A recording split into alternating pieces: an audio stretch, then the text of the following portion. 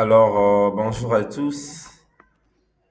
On peut prendre ces quelques minutes pour comprendre l'idée essentielle de l'école physiocratique et leur influence sur la pensée moderne. Ce n'est que l'histoire des faits pensée économiques. Nous allons plus aborder l'école des physiocrates, mais plus leur influence sur la pensée économique moderne. Les contextes historiques de cette école. C'est une école qui est apparue au XVIIIe siècle en France. Et vous connaissez tout ce qui est le XVIIIe siècle, c'est un siècle des Lumières. Et il y a une transition du féodalisme vers le capitalisme, critique du mercantiliste et esprit des réformes. Au fait, les physiocrates, ils sont venus réformer la manière de penser de l'économie en critiquant les mercantilistes qui étaient que des commerçants. Et la nouvelle pensée économique fondée sur la raison, la liberté, la science et la réforme. Mais quels sont les principes clés de la physiocratie? L'agriculture. Les physiocrates pensent que, ils disent que l'agriculture, c'est la seule source de la richesse. La seule source de la richesse, c'est l'agriculture. Deuxième principe, le laisser-faire. Le laisser-faire veut dire tout simplement que l'État ne doit pas intervenir dans l'économie. Non, on doit libéraliser l'économie. Parce que vous savez bien qu'avec comme en différence des autres classiques, bien en différence des autres écoles, il y avait ce qu'on appelait les communismes, que l'État puisse lui-même gérer l'économie. Mais les physiocrates disent que non, il faut avoir peu d'intervention de l'État. L'impôt unique, la fiscalité sur la terre, le travail agricole. Le travail agricole est productif. Les autres secteurs sont stériles, c'est-à-dire non productifs. C'est ça que les physiocrates se disent que non. Seul le secteur agricole qui est productif.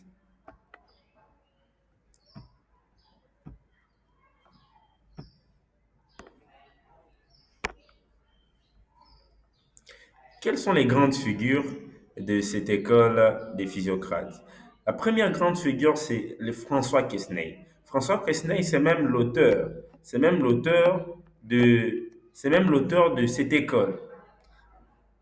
L'auteur même du tableau économique depuis 1758, il a parlé de la terre comme la mère de tout bien, affirme comme ça François Quesnay et Mirabeau. À cet effet, ils soutiennent la thèse selon laquelle la terre crée de la valeur. Et nous allons voir Anne-Robert Jacques Turgot, qui était ministre de Louis XV. Non, je pense que non, c'est Louis XVI, réformateur inspiré par la physiocratie. Troisième auteur, c'est Samuel Pont de Nemours. C'est lui qui avait diffusé les idées en France et aux États-Unis. L'agriculture, c'est la mère du développement. Quelle est leur influence sur l'économie? L'influence, ils ont influencé directement d'abord Adam Smith, qui était libéraliste, un classique, et les écoles en s'inspirant du laisser-faire et du rôle de la production. David Ricardo, l'homme du coût comparatif, développe même aussi la théorie de la valeur. Héritage dans la fiscalité, la pensée libérale et l'écologie actuelle. La base de la macroéconomie circulaire. Actualité dans les débats contemporains. Voilà pourquoi on dit que non, l'agriculture, c'est la mère du développement. Mais moi-même, je soutiens cette thèse pour dire que non, pour qu'un pays puisse se développer actuellement, et regardez même des grandes nations. Les grandes nations ont investi durablement dans l'agriculture et dans l'innovation. Donc voilà, sans plus tarder,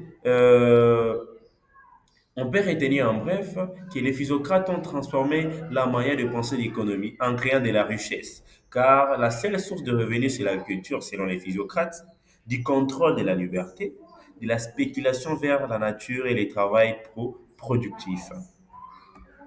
Voilà, c'était Genius avec comme valeur intégrité, engagement, collaboration et responsabilité. Merci.